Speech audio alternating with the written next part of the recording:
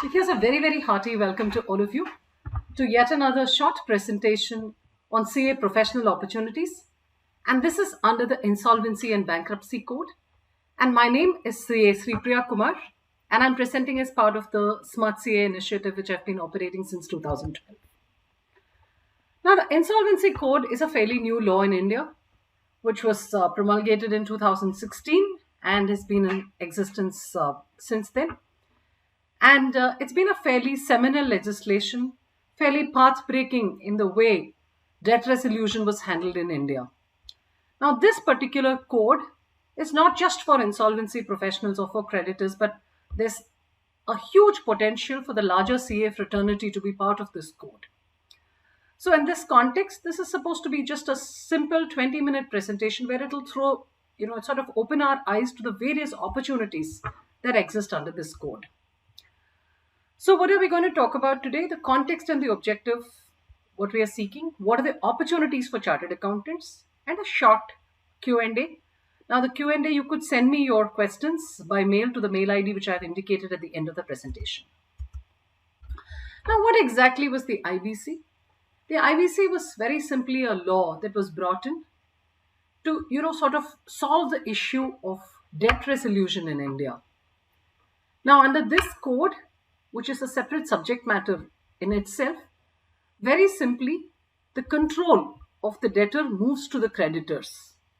And it's a creditor in control format compared to the erstwhile laws which we had in the insolvency space like SARFACI, DRT, etc., where even if the creditor, the financial creditor, does approach DRT, the business or the company would still be under the control of the debtor, the promoter directors of the company. So the IBC basically proposed a completely diametrically opposite framework and a new ethos in debt resolution. These are the opening lines of the BLRC report that you must Google for, and it'll tell you what this code is all about. The opening lines read thus: the limited liability company is a contract between equity and debt. As long as debt obligations are met, equity owners have complete control and creditors have no say in how the business is run. When default takes place, control is supposed to transfer to the creditors and equity owners have no say. So very briefly put, what happens in an IBC process? There is a default. A creditor or the debtor himself makes an application to NCLT. The application is admitted.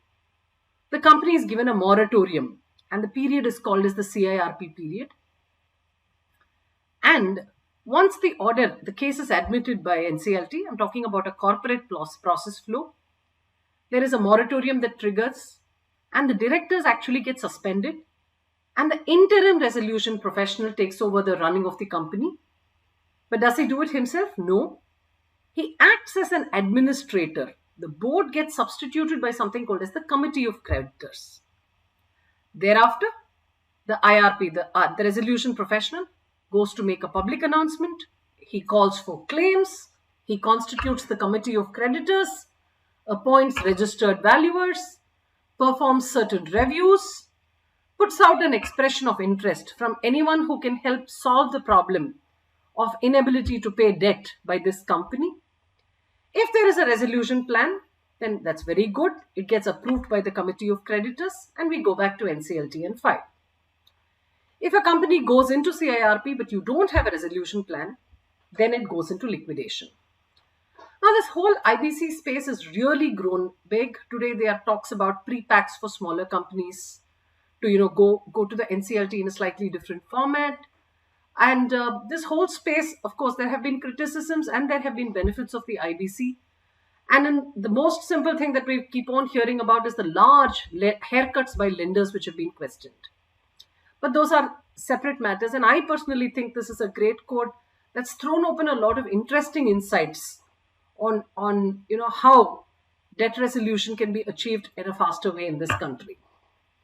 And very simply, what is the role for CA is the objective of this presentation. So first of all, default advisory.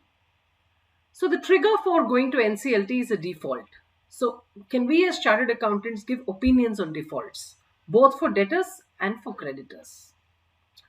Second, now one interesting thing about this code is that it's not just a financial creditor who can invoke the IBC. An operational creditor can also invoke IBC. So if your client is not getting paid and the debt is not disputed, then your client can take his client to IBC. So there are an innumerable amount of operational creditor applications which are today filed. I do see a scope for mediation happening in this to enable settlements between debtors and creditors coming in. And what will be the biggest trigger? Your client has a 30-40 lakh debt which is outstanding, and you take the company to the NCLT. There is a strong potential for the company to actually settle, because unlike in the other laws, going into a CIRP process means you can eventually lose the company, lose your own company. Third is there are drafting of applications. The NCLT, this IBC is a very process-driven law where you go back to NCLT for many reasons. So you can assist in drafting these applications for operational creditors, for financial creditors to go and knock at the doors of NCLT asking for IBC to be invoked. Section 19(2) applications which are filed by RPs, and as you must be well aware, chartered accountants can also represent in NCLT. Avoidance applications for certain kinds of transactions which RP files. Resolution plan applications, liquidation applications, time extension applications, time exclusion applications, any other applications. Chartered accountants who are managing to learn this law, you may or may not want to take these exams. So if you take these exams, you become an RP. So chartered accountants, many of us have become insolvency professionals today. Independent of that, there is a huge scope for drafting applications. Fourth bucket is representations. CAs can represent before NCLT, NCLAT for the plaintiff or the defendant. Now, I had mentioned in one of my initial slides, what is the process? So in that process, claims was a very important part. So this is called as a proceeding in rem. It's a collective resolution process. So the RP will get thousands of claims. Now, you as a chartered accountant can assist the RP in verification and certification of claims with reference to the books of accounts and records which have been preferred by the creditors who are giving the claims. It's a very, very important aspect of IBC. Now, why am I saying all this is because you can approach RPs who have got cases and offer these kind of services. COC related services, drafting of meeting notice, agenda papers, minutes, etc. Registered valuation. Just like being an RP for a case, you can be a registered valuer for a case. But you should have passed the exam, the IBVI exam. So all valuations of financial assets are done by certain categories of valuers. For valuers for financial assets, and chartered accountants can become valuers as well in these cases. Statutory compliances. The law also says the RP is responsible for all statutory compliances. Now, how do you ensure that? The RP will take the support of others to enable this. Statutory audits. In many, many cases that have gone into CIRP, the statutory audit of several past years will be pending.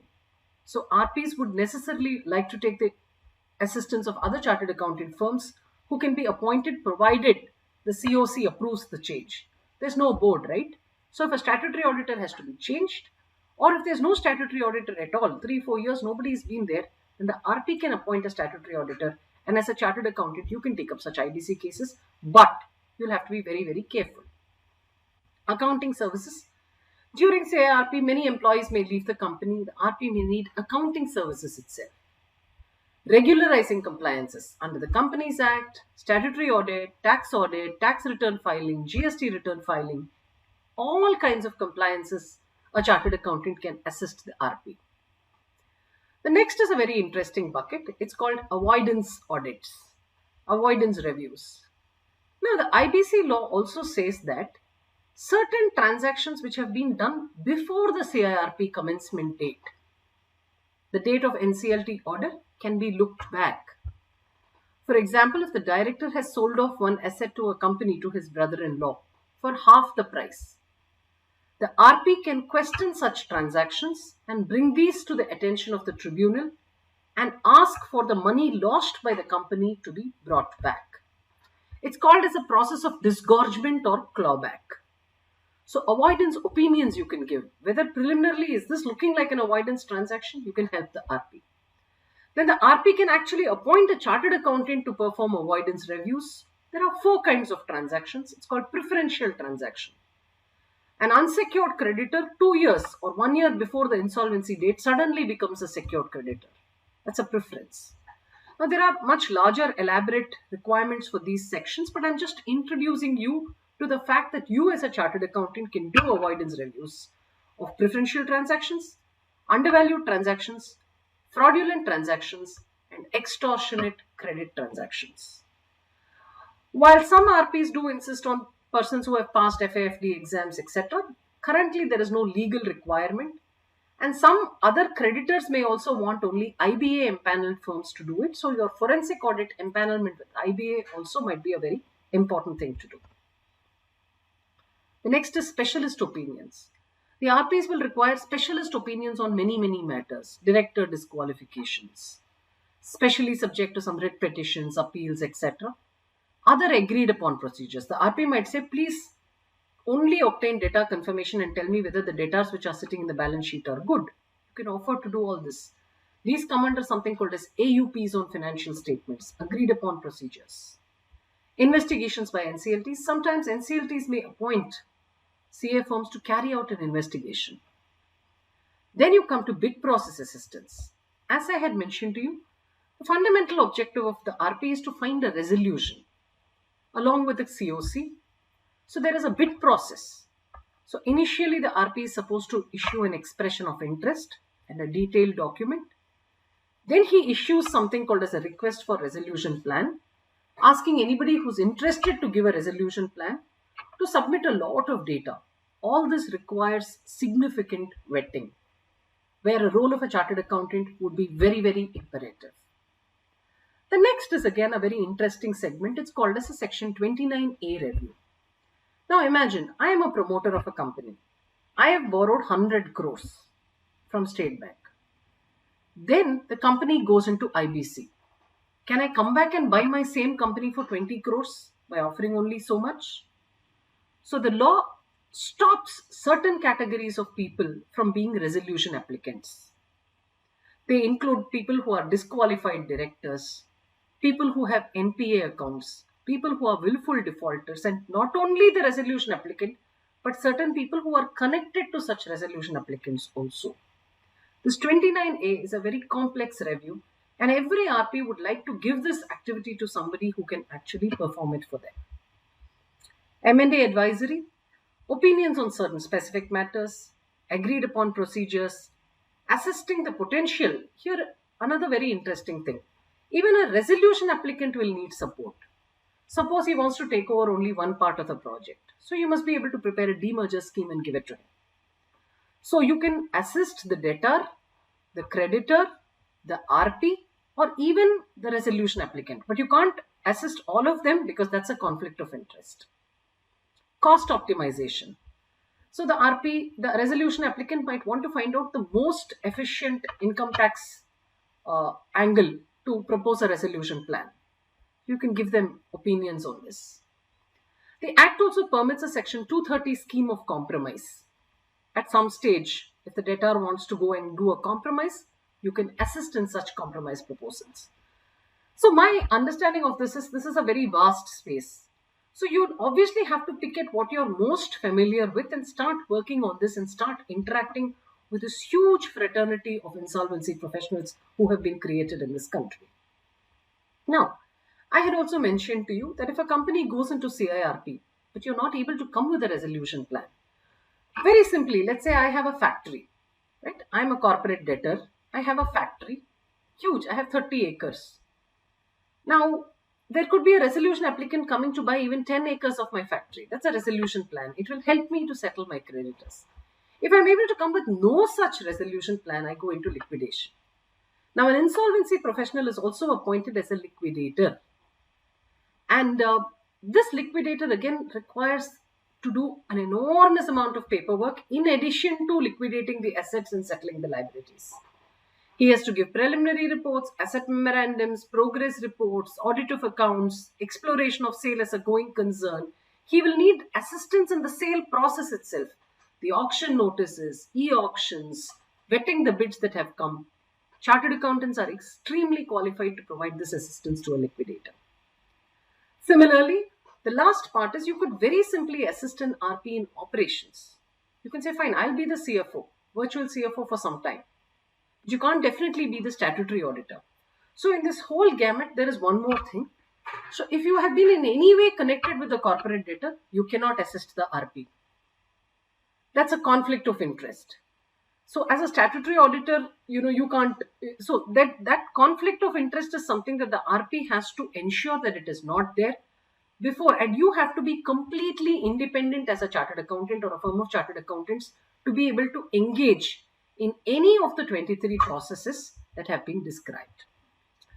Now, these are just a very quick, this is just to open your eyes and go out, because I think this is a huge space. There are thousands of companies which have got admitted into insolvency, and all of them are at various stages. Significant amount of decision making, significant amount of liquidations happening. And another aspect that I had not covered earlier is interim finance. Now, for a company which is in distress, there's something called interim finance. So somebody can come and say, I will give interim finance. So as chartered accountants, we can enable such interim finance as well. But the most important thing again here is you have to remember your own code of ethics. We are not allowed to charge percentage, etc. So those fundamental principles on how you conduct an engagement will be as relevant to these insolvency engagements as they are to any other processes. So thank you very much for this patient listening, and this was a very brief exposition of about 25 professional opportunities. I had put 23. The 24th one was interim finance, and the 25th is where a chartered accountant himself is able to pass the IBBI exam. It's not very difficult. It would need about 120, 130 hours of effort from your side to learn and write these objective exams. So that's the 25th opportunities for a chartered accountant to become an insolvency professional yourself. So thanks once again for this very, very patient hearing. For any queries or any support that you may want in this regard, you may write to me at sripriya@spk.im. And the Smart CA initiative is something I've been very passionate about. And since 2012, I've been doing this, where we've been largely trying to help small and medium CA firms to sort of, scale up. And we ourselves were SME, very, very small at some point in time. And I thought it's nice for us to share, to learn, and to grow. So thank you very, very much. And I also put out certain mails. If you're interested to be part of the mailing group, you can again write to me at sripriya@spka.in. Thank you very, very much, and good luck with your IBC professional opportunities.